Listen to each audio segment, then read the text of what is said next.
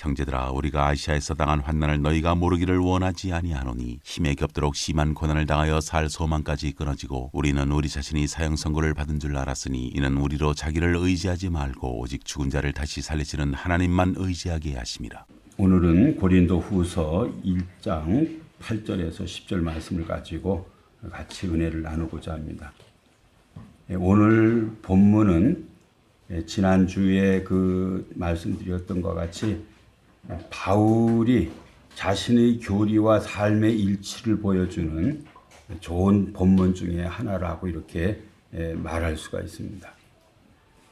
제가 그 설교를 통해서 많은 어떤 신학적인 어떤 그 주제들을 말을 하지만은 그걸 제가 진짜 믿느냐, 또 그것을 믿음 속에서 경험했느냐, 이거 또 다른 문제거든요. 다른 문제. 또 여러분도 마찬가지입니다. 저한테 하나님의 말씀을 듣고 또 이렇게 이제 배움을 갖게 되고 하지만은 이것을 여러분의 삶에 그대로 일치시키고 그것을 어떤 실현하느냐 하는 것은 또 다른 문제입니다. 그래서 그 J.I. 패커라는 그 영국의 신학자는 하나님을 아는 지식에서 이런 표현을 했습니다. knowledge, 하나님에 대한 지식을 관하여 아는 것, knowledge about God이라는 표현을 썼고요. 체험적으로 아는 것을 갖다가 knowledge of God을 썼어요.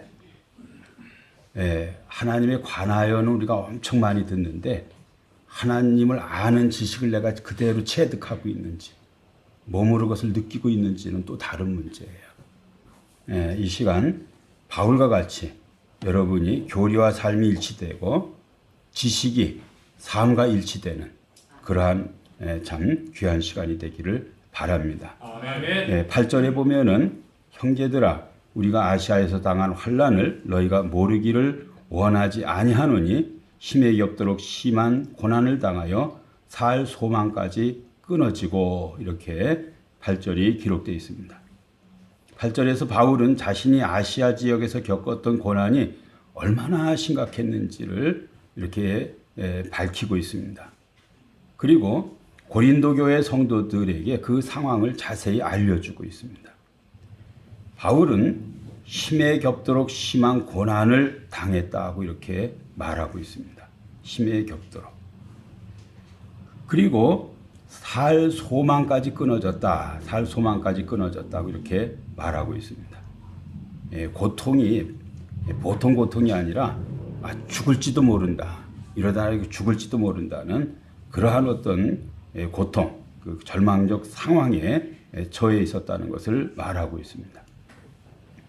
여기서 이 아시아는 그 소아시아, 마이너 에이시아, 그 소아시아로서 지금 터키, 주로 말하자면 그 에베소 근방의 어떤 그 지역에서 겪었던 바울의 고난을 이렇게 말하고 있습니다.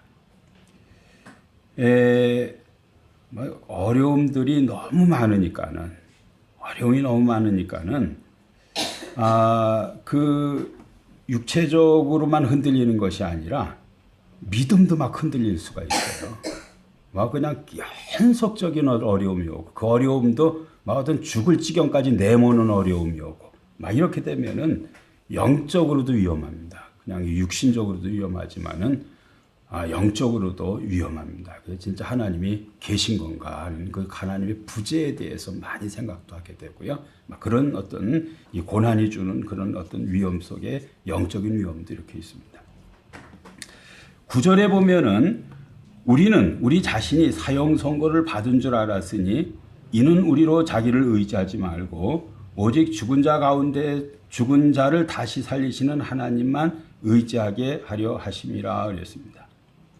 요 구절은요, 바울의 고난의 신학의 핵심 부분, 바울이 갖고 있는 고난을 어떻게 이해를 하는가, 고난 신학, 고난에 대해 어떻게 이해하는가를 잘 알려주는 그런 핵심 본문이라고 이렇게 볼 수 있습니다. 이 구절에는 인간이 갖고 있는 한계, 하나님의 능력, 그 다음에 참된 신앙의 방향에 대한 깊은 통찰을 이 구절이 담고 있어요. 이것은 바울 신학뿐 아니라 기독교 전체의 고난 이해, 인간 이해, 하나님에 대한 이해를 함축하고 있는 참 고밀도의 본문이라고 그렇게 말씀드릴 수 있습니다. 구절은 가장 절망적인 자리에서 신앙이 태어나는 것을 보여줘요. 신앙이 어디서 태어나는가, 어디서 신앙이 시작하는가 할 때에 가장 절망적인 상황에서 시작하는, 가장 절망적인 신앙. 여러분들이 언제 하나님을 가장 간절히 애타게 찾습니까? 죽을 지경일 때 그랬습니다. 죽을 지경일 때 하나님을 간절히 찾게 돼요. 그래서 그때 찾는 게 진짜예요. 여러분이 좀 골프 도로 다니고 해외여행도 다니고 뭐 여유 있는 사람이요, 그렇게 목숨 걸고 하나님 찾지 않아요. 목숨 걸고 하나님 찾지 않아요. 살만 하면은요, 이거 다 풀어져 가지고 하나님 믿죠. 그러나 간절히 믿지 않습니다. 간절히 믿지 않습니다. 언제 우리가 진짜 간절해지는가? 언제 우리가 진짜 간절해지는가 할 때 그 간절함은 절망적인 자리에서 시작하는 거예요. 믿음 어디서 시작하는가? 신앙 어디서 시작하는가? 가장 절망적인 자리에서 시작하는 거예요. 가장 절망적인 자리에서. 8절에서 바울은 고난이 너무 심해서요, 살 소망까지 끊어졌다. 살 소망까지 끊어졌다. 야, 이러다 죽는구나. 이래. 죽을 수도 있겠구나. 9절은 우리는 우리 자신이 사형 선고를 받은 줄 알았다. 그래서 사형 선고를 받은 줄 알았다. 하나님 날 죽이시는구나. 여기까지인가 보다. 내가 사형 선고를 받은 줄 알았다. 이렇게 말해요. 그런데 거기 보면은 이는이라는 말이 있죠. 이는이라는 말은요, 어떤 말이냐면은 고난을 성찰하고 고난을 해석한 거예요. 이는, 예? 앞에는 그 죽을 고난이 있었어요. 사형 선고를 받은 줄 알았다. 살 소망이 끊어졌다. 사형 선고를 받은 줄 알았다. 이게 현실이에요. 이게 고난이에요. 이게 내가 만난 일이에요. 그래서 이것을 이는 해석이에요. 이건요. 통찰이에요. 이해예요. 깨달음이에요. 이는이 그런 의미예요. 깨달았어요. 예? 이는이 통찰의 결과예요. 바울은 그가 겪은 환난을 통해서 뭘 파악을 했냐면은 하나님의 의도를 깨달았어요. 하나님이 왜 이렇게 나를 이 죽음의 어떤 낭떠러지로 몰고 계신가, 하나님이.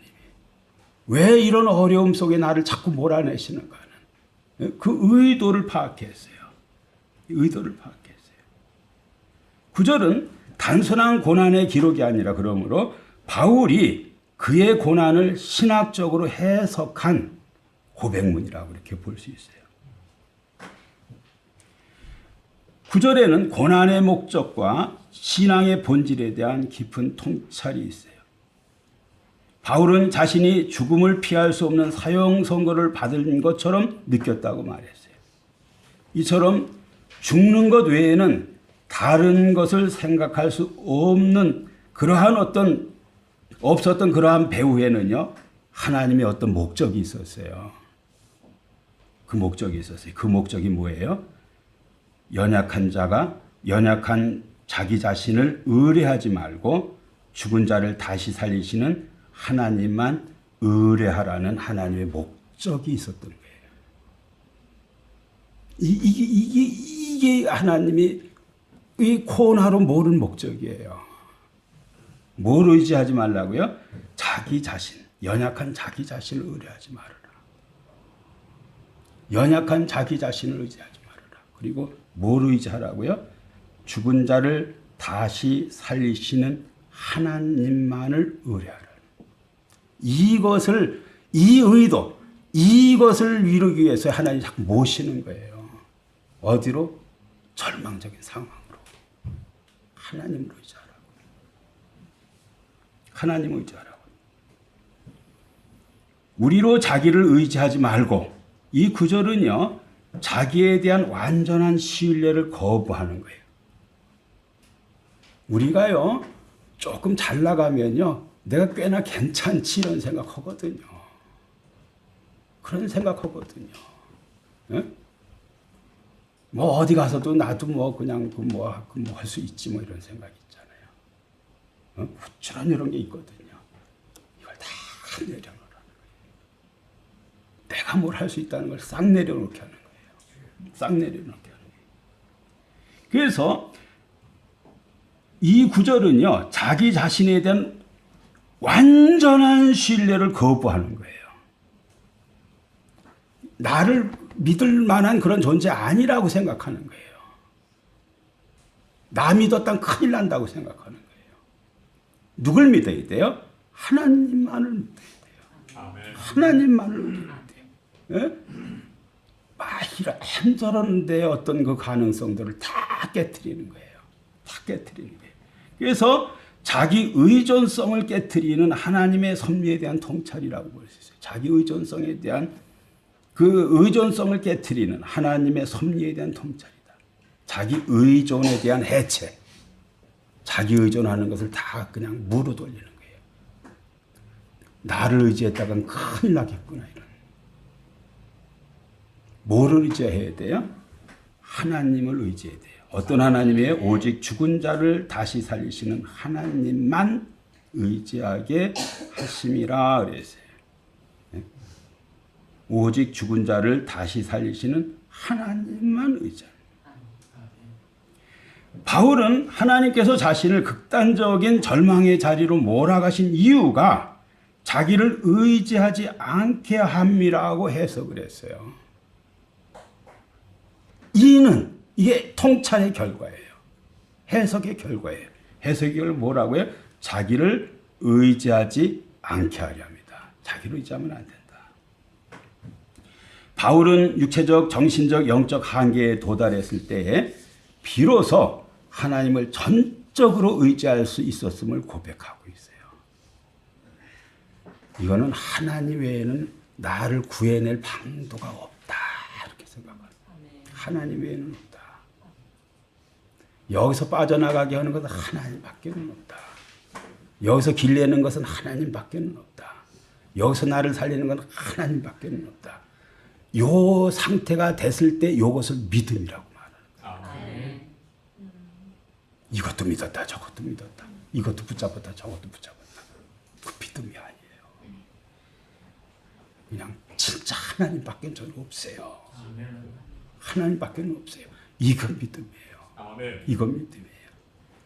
참된 신앙은요, 자기 자신이나 세상적 수단에 대한 신뢰를 내려놓고 전적으로 하나님께 의존하는 믿음으로 전환될 때 시작하는 거예요. 나를 믿는 믿음에서 누구를 믿는 믿음으로 전환하는 거예요? 하나님을 의존하는 믿음으로. 하나님이 하셔야 됩니다. 하나님밖에는 방법이 없습니다. 하나님의 길이 없습니다. 이거 믿음의 시작이에요. 신앙이 거기서 시작되는 거예요. 시작되는 거예요. 바울은 자신이 의지하게 된 하나님을 어떤 하나님이라고 불렀냐면요, 죽은 자를 다시 살리시는 하나님 그랬어요. 죽은 자를 다시 살리시는 하나님. 오늘 부활주의죠.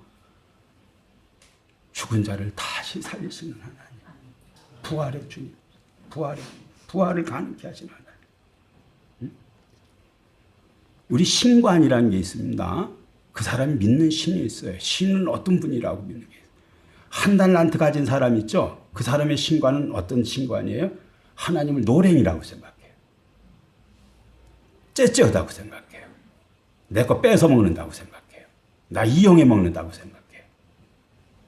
그 사람의 신관입니다. 다윗의 신관은 어떻습니까? 여호와는 나의 목자시니 내가 부족함이 없다. 부족함이 없다. 아브라함의 신관은 어떤 신관입니까? 죽은 자를 살리시며 없는 것을 있는 것 같이 부르신다고. 그 사람의 신관입니다고요. 그 신관, 여러분이 가는 신관이 있습니다. 신관이. 여러분이 우리가 성경 구절이 수천 구절이 있어도요. 여러분의 성경 구절이 따로 있어요. 그게 여러분의 신관이에요. 신관이에요. 여기에 바울은 하나님을 죽은 자를 다시 살리시는 하나님이라고 말하고 있어요. 죽은 자를 다시 살리시는 하나님.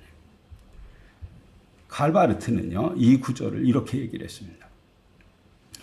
죽은 자를 일으키시고 죽은 자에게 생명을 불어넣는 것은, 부활시키는 거예요. 부활시키는 것은 존재하지 않는 것을 존재하게 하는 창조적인 부름과 마찬가지라는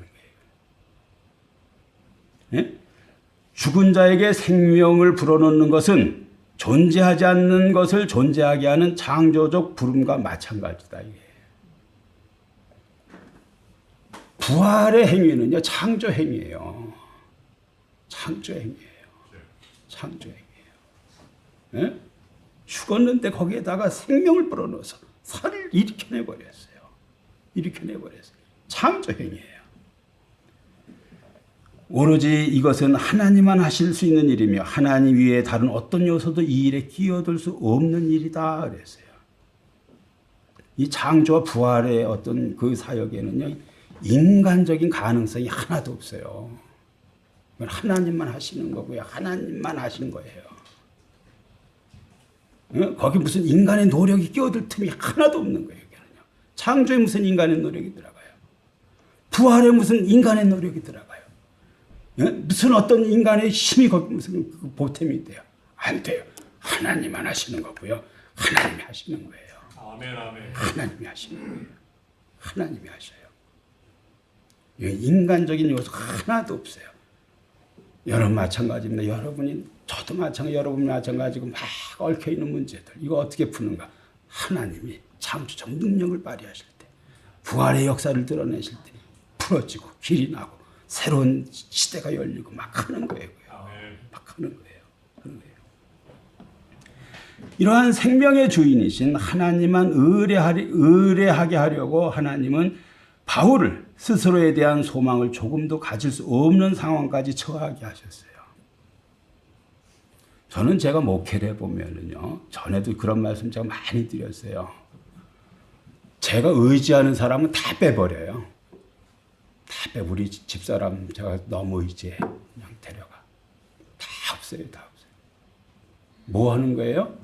하나님 알아주라고.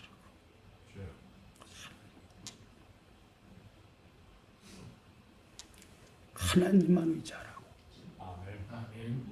누구도 의지하지 말라고.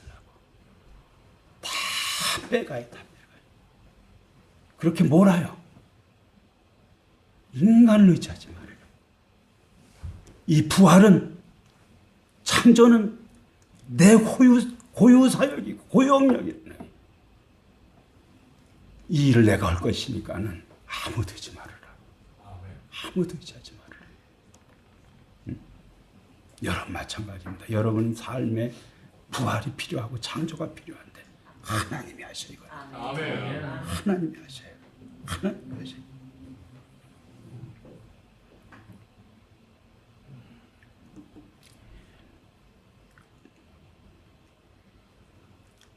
이러한 생명의 주인이신 하나님만 의뢰하게 하려고 하나님은 바울을 스스로에 대한 소망을 조금도 가질 수 없는 상황까지 처하게 하셨어요.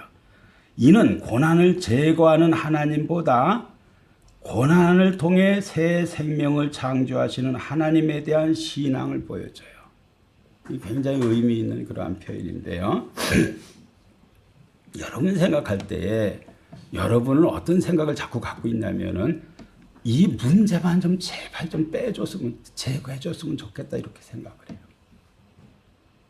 우리의 기도예요. 하나님은요, 그 문제를 제거할 뿐 아니라 그 문제를 통해서 위대한 창조를 하셔요. 아멘. 이게 부활이에요. 이게 부활이에요. 이게 하나님의 창조의 역사예요. 새로운 생명이 태어나게 하고 새로운 역사가 시작되게 하고 문제만 제거해가지고 그냥 소망이 없어요. 우리는요. 문제만 제거하는 게 아니에요. 새로운 생명이 일어나게 만드는 거예요. 새로운 창조가 일어나게 만드는 거예요. 이거 부활입니다. 이거 창조입니다. 예? 바울이 이걸 깨닫는 거예요. 이게 자기 문제 하나, 어떤 문제가 있는데 이거 하나 아니에요. 그 일을 통해서 하나님은 위대한 일을 하시는 거예요. 아브라함이 그 로마서 4장 17절에 아브라함 그의 믿음 바 하나님은 죽은 자를 살리시며 없는 것을 있는 것 같이 부르시는 하나님이시라 그랬어요. 아브라함의 그냥 큰 소원이나 문제가 뭐예요? 자식 하나 얻어봤으면 좋겠다는 거예요. 그거 준다 그랬어요. 근데요, 이게 단순히 그냥 자식이에요. 이게 어떤 일을 하는 거예요, 이 자식이. 여기서 그리스도까지 연결된 어마어마한 구속사가 연결되어 있는 위대한 교회과 창조가 이 속에 다 들어있는 거예요.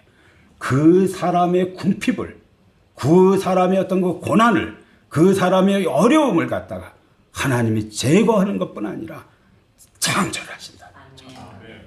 위대한 창조를 하신다. 위대한 창조를 하신다. 위대한 창조를 하신다. 위대한 창조를 하신다. 마찬가지입니다. 여러분이 진짜 어떤 골목에 몰려가지고 하나님 앞에 매달렸어요. 근데 하나님이 그 문제를 해결했어요. 그 문제는 제거한다고? 아니에요. 그때부터 어마어마한 창조가 시작돼요. 아멘, 아멘. 복된 미래가 시작돼요. 아멘. 새로운 창조가 시작돼요. 창조가 시작. 절대 그렇습니다. 하나님이 개입을 시작했는데 그거 하나 제거하고 만다고요? 아니에요. 아니에요. 여러분이 진짜 간절히 하나님의 개입을 요청하세요. 저는 하나님밖에 없어요. 하나님밖에 없어요. 하나님 개입하십니다. 이때 문제 하나 제거하는 게 아니에요. 창조의 시작입니다. 새 생명을 창조하시는 하나님에 대한 신앙을 이 구절이 보여주는 거예요. 이처럼 부활신앙은 바울에게 단순한 위안이 아니라 삶과 신앙의 토대예요. 바울처럼 죽은 자를 다시 살리시는 하나님에게 소망을 두는 것이 진정한 신앙이에요. 신앙이에요. 인간적으로는요, 그냥 우리가 갖고 있는 문제만 해도 그냥 너무 답답하고요. 그냥 답이 없어요, 그냥. 근데 하나님이 어떻다고요? 죽은 자를 다시 살리신다. 죽은 자를 다시 살리신다. 해결 안 되는 문제를 그냥 풀어내시는 분이시라. 없는 길도 만드시는 분이시다. 그런 하나님이세요. 그런 하나님이세요. 죽은 자를 다시 살리시는 하나님이라는 특성을 통해서 하나님이 하시는 구원의 일에 대한 본질적인 이해를 이 구절이 말하고 있는데요.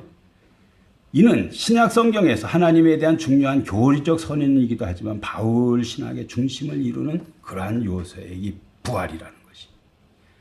죽은 자를 다시 살리시는 하나님은요, 단순히 부활의 능력을 나타내는 그러한 말이 아니에요. 하나님이 죽음의 권세를 뛰어넘어 모든 것에 대해 궁극적인 승리를 거두시는 분이라는 것을 말하는 거예요. 우리가 이번 부활주일이라 다 모여서 예수님 살아나셨다고 말해요. 무슨 의미가 있어요? 예수님 살아나셨는데요. 무슨 의미가 있죠, 저한테요? 여러분에게 무슨 의미가 있죠? 예수님 살아나셨는데요. 무슨 의미가 있죠? 바울은 이런 얘기를 하는 거예요. 모든 것에 대해서 궁극적인 승리를 거두시는 분이시다라는 거죠. 모든 것에 대해서. 모든 것에 대해서. 하나님이 죽음의 권세를 뛰어넘어 모든 것에 대해서 궁극적인 승리를 거두시는 분. 이러한 어떤 신학적 선언이에요, 이게요. 선언이에요. 선언이에요. 죽은 자를 다시 살리시는 하나님은요, 하나님의 역사 속에서 부활의 능력을 발휘하시는 분이라는 의미도 되는 거예요. 예수님만 이렇게 뻘떡 살아나셔서 어디 올라가셨다. 우리한테는 의미가 없는 거예요. 그렇죠? 그분이 살아나서 그분이 올라갔는데 무슨 의미가 있어요? 그런 의미가 아니라는 거예요.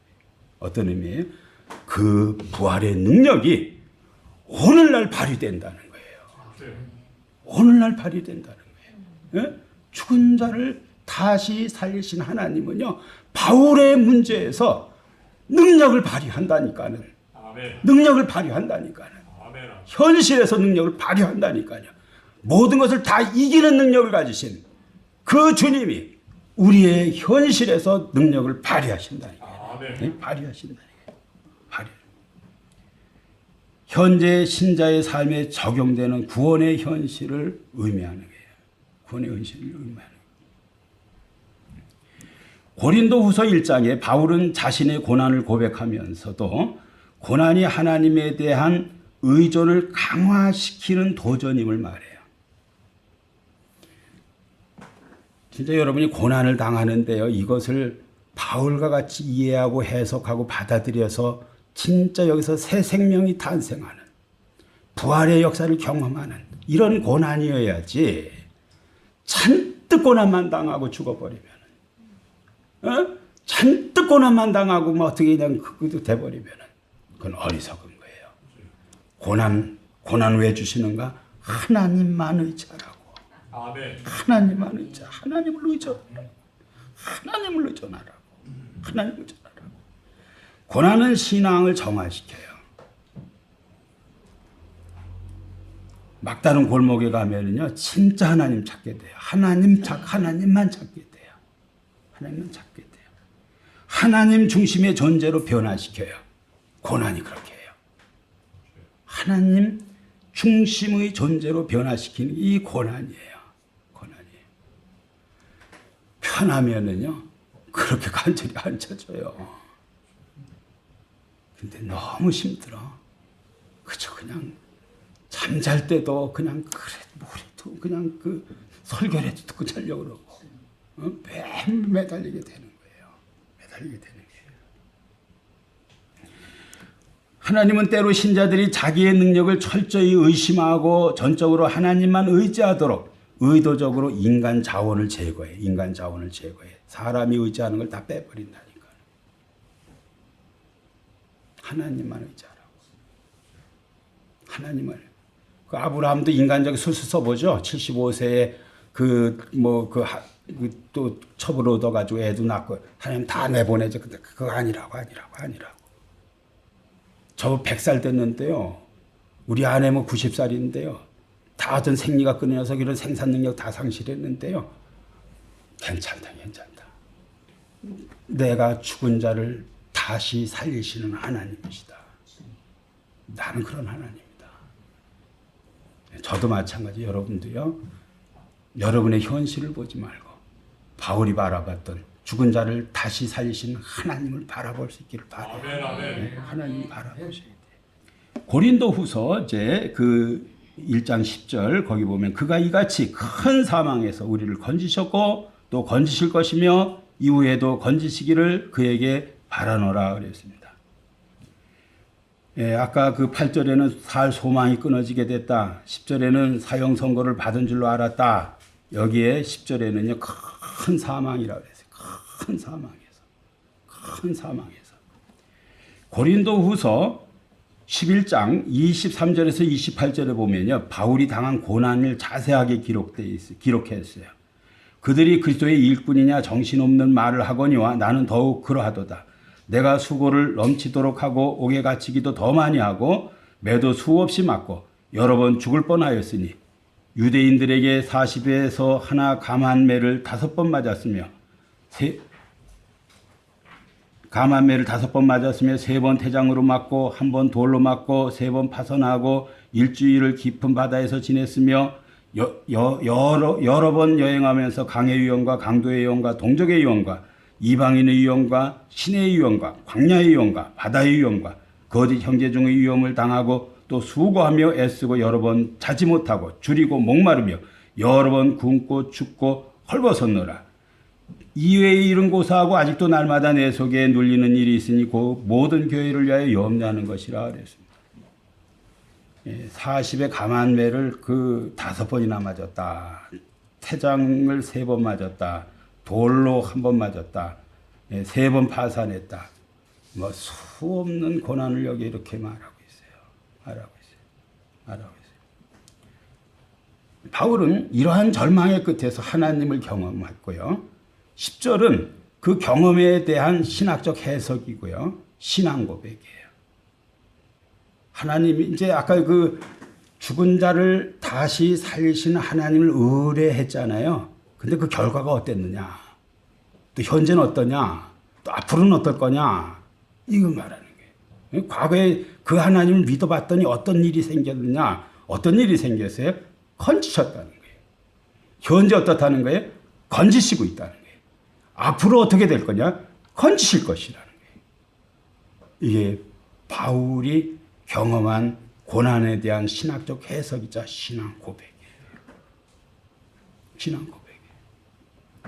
신앙 고백. 하나님의 구원을 과거, 현재, 미래의 총체적 시제 속에서 조망하는 바울의 시각을 잘 보여주고 있어요. 삼중 시제 속에 구원이 나타나요. 과거에 자신을 죽음에서 구원하셨고 현재에 계속 구원하고 계심을 고백하고요. 미래에도 구원하실 것이라는 확신을 표현하고 있어요. 여러분 이거는 분명합니다. 인간에 대한 신뢰는요. 많은 실망을 줘요. 인간에 대한 신뢰는 많은 실망을 줘요. 그러나 하나님에 대한 신뢰는요. 실망으로 변하지 않아요. 아멘. 하나님을 신뢰한 것은요. 변하지 않아요. 여러분이 진짜 믿고 의지할 분은요. 죽음에서 다시 살리신 하나님밖에 없어요. 아멘. 하나님밖에 없어요. 다 실망을 줘요. 하나님은 그렇지 않아요. 하나님 믿으세요. 하나님을 의뢰하셔야 돼요. 바울이 당하는 고난이 크면 클수록요. 하나님의 위로는 어떨까요? 크죠. 큰 시련을 당했어요. 거기서 건짐을 받았어요. 그 위로가 얼마나 큰 위로가 되겠어요. 고난의 크기만큼 위로가 큰 거예요. 위로가 큰 거예요. 또 과거에 일어난 하나님의 구원 역사가 있잖아요. 현재와 미래의 구원을 보증하는 거예요. 제가 옛날에 기도응답 받았다는 간증 종종 이렇게 했잖아요. 또 하나님이 어떤 우리 가정에 어떤 개입해서 어떤 역사를 하셨다고 얘기했잖아요. 그 하나님은 지금 내 문제에서도 관여하시는 분이시고요. 미래에 닥칠 모든 문제에도 개입하여서 나를 건지실 분이세요. 아멘. 건지실 분이에요. 그래서 여러분이 영적인 경험들, 이것은 영적인 유산하고 똑같은 거예요. 많을수록 그 하나님은 여러분을 똑같이 건지실 거예요. 아멘. 건지실 거예요. 건지실 거예요. 희망의 근거가 된다. 과거에 대한 믿음은 미래 희망의 근거예요. 미래 희망의 근거예요. 10절에 보면 그에게 바라노라는 말이 있어요. 이걸 다시 번역하면은요. 그가 이같이 큰 사망의 소리를 건지셨고 또 건지실 것이며 이후에도 건지시기를 그에게 바라노라 이런 표현했잖아요. 이거는 우리가 그에게 소망을 두었다 이런 말이에요. 우리가 그에게 소망을 두었다. 소망이 향하는 곳이 하나님이라는 하나님. 이러한 고백은 단순한 기대감이 아니라 하나님의 성품, 하나님의 과거 행위에 근거한 신실한 신뢰예요. 하나님의 구원 역사는요. 반복돼요. 그래서 미래에도 동일한 구원을 우리가 확신할 수가 있어요. 우리가 여러 사람들의 간증을 왜 들어요? 그 하나님은 똑같이 현재 나에게 또 내 미래에 똑같이 역사하실 수 있는 하나님이시기 때문에 간증을 듣기도 하고 또 여러분 어떤 그 신앙의 어떤 그 궤적을 생각하면서 과거의 하나님이 이렇게 하셨다고 생각하면서 오늘 내 문제를 가지고 또 하나님 앞에 기도하는 거예요. 기도하는 거예요. 기억하세요. 하나님의 구원 역사는 반복된다. 아멘. 하나님의 구원 역사는 반복된다. 반복된다. 건지셨고 건지시며 건지실 것이다.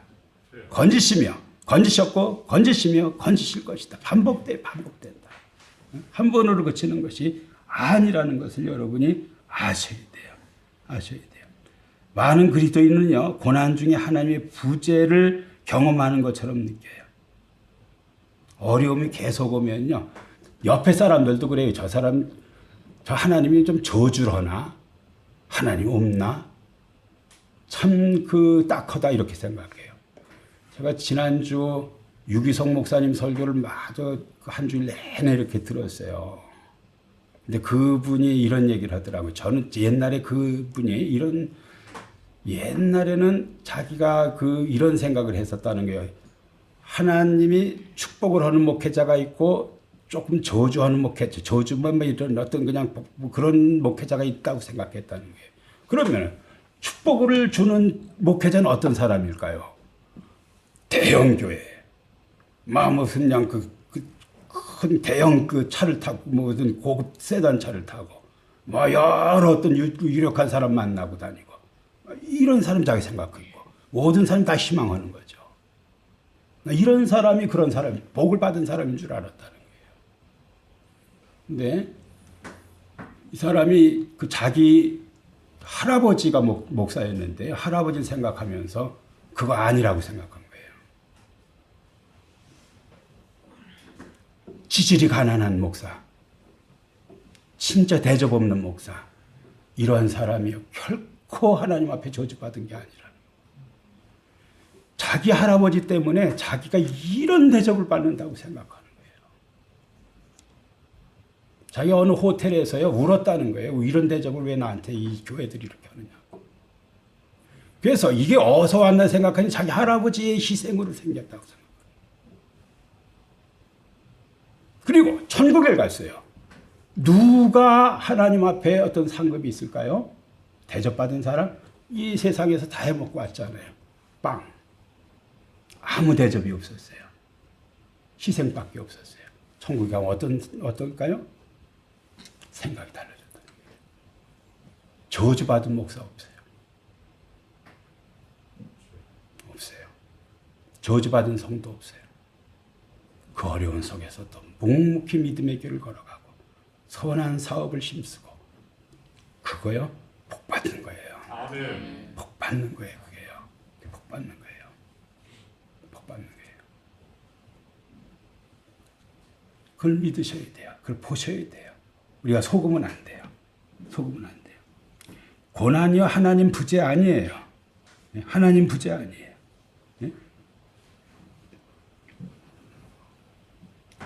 바울은 고난 중에 더욱 분명하게 드러난 하나님의 구원 역사를 강조해요. 고난이 많아가지고 하나님을 더 많이 경험을 해요. 더 많이 경험을 해요.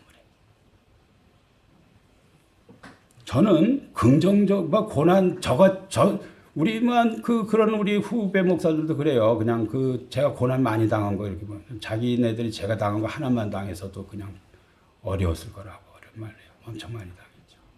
그러나 그 고비고비마다요 다 하나님의 개입한 것을 제가 다 경험했어요. 다 느꼈어요. 다 느꼈어요. 다 하나님이 어떤 모습이든지 개입을 해서 하나님이 함께 하신다는 것을 저한테 알려줬어요. 알려줬어요. 그럼 된 거 아닌가요? 맞습니다. 여러분 맞습니다. 여러분 부하게 살든 가난하게 살든 상관없어요. 믿음의 길을 뚜벅뚜벅 걸어가면 그 일에 하나님이 함께 하셔요. 아멘. 함께 하십니다. 그게 고난을 바로 이해하는 거예요. 이해하는 거예요. 고난 중에 더욱 분명하게 드러난 하나님의 구원 역사를 말하는 거예요. 큰 사망. 이 존재론적인 절망이라 그래요. 그냥 근본이 없어질 것 같은 거예요. 그냥 휘청하는 휘청하는. 저는 우리 집사람 죽고 공황장애가 와가지고 그냥 운전하러 나갔다가 내가 어떻게 집을 돌아가지 얼마나 두렵고 근심이 오는지. 우리 인천대교 같은 다리 건너거나 터널 지나면은 그냥 기겁을 하는 거예요. 그냥 너무너무 힘들고. 운동을 해야 된다 그래가지고 운동을 하다가 내 집을 못 들어가는 거예요. 왜냐하면 거기서부터 못 걸어요. 이상하게 그냥 막 공황장애 와가지고. 그래서 우리 아파트를 이렇게 돌다가 119를 불렀다니까는. 여기서 족인데요. 그냥 일일을 불렀어요. 그 많은 어떤 어려움이 있었어요. 어려움이 있었어요. 그러한 그 어려움 속에서도요. 하나님의 어떤 임재를 여러 번 경험했어요. 그리고 그것을 다 이렇게 어떤 고난을 어떤 그 통과를 하는 과정을 통해서 하나님이 저를 어떤 그 빚고 계시다는 이런 것들을 많이 경험했어요. 고난 신앙의 실패 아니에요. 신앙의 성숙 과정이에요. 하나님의 신실하심을 경험하는 자리로 그 이끄는 거예요. 고난이 그렇게 하는 거예요. 우리를 진짜 하나님 앞에 다가서게 자꾸 만들어요. 네. 진지하게. 이제 말씀 정리합니다. 고난 당할 때 하나님이 이 고난을 통해서 나를 어떻게 하시려고 하시는지 하나님의 의도를 한번 좀 생각해 보면은 오히려 감사가 나올 수도 있어요. 바울은요, 이는 하면서 이 고난이 무슨 의미일까? 고난 왜 줬을까? 고난 어떻게 해결할까? 하는데 뭐라 그랬어요? 죽은 자를 살리시며 죽은 자를 다시 살리시는 하나님만 의지하게 하려 한다는 것을 깨달았어요. 그리고 하나님을 진짜 믿었어요. 의뢰했어요. 붙들었어요. 매달렸어요. 어떤 체험했어요? 새 생명이 탄생하는 걸 체험했어요. 부활을 경험했어요. 하나님 여러분 자꾸 몰고 계셔요. 어디로 몰고 계셔요? 하나님만 의뢰하라는 길로 몰고 계셔요. 하나님을 의뢰하라고. 하나님 의뢰하라고. 그래서 10절은 모든 신자에게 삶의 고난 속에서 소망과 확신을 품고 하나님의 신실함에 기대어 살아가도록 초청하는 살아있는 신학이라고 볼 수 있어요. 살아있는 신학. 아까 말씀드렸죠. 신학자들이 막 떠든다니까는 뭐 하나님이 어떻다 그러고 뭐 얼마나 부여하고 했지만은 부여를 하나도 안 믿어요. 풍요를 하나도 안 믿어요. 하나님이 강하다고 그렇게 막 떠들고 안 믿어요. 바울 어떻습니까? 믿었어요. 교리와 삶, 신앙과 삶이 일치하는 거예요. 열심히 있습니다. 이거 살아있는 신학이에요. 기도하겠습니다. 하나님 아버지, 오늘 부활주의를 맞이해서 오늘 바울이 극심한 고난 속에서 고난의 이유를 아버지 하나님, 죽은 자를 다시 살리시는 하나님만 의뢰하게 하려 함이라는 참 귀한 진리를 깨닫고 그 어려움 속에서 하나님 앞에 매달렸을 때 새 생명의 역사를 경험했던 것을 말씀을 통해서 나눴습니다. 우리 온 성도들이 이러한 바울과 같은 아버지 하나님의 참 믿음, 영적 체험을 갖게 해 주시옵소서. 아멘. 그래서 아버지 하나님, 이들이 당면한 모든 문제 가운데서 새 생명을 경험할 수 있도록, 새 창조를 경험할 수 있도록 은혜를 베풀어 주시옵소서. 아멘. 감사드리며 예수님의 이름으로 기도하옵나이다. 아멘.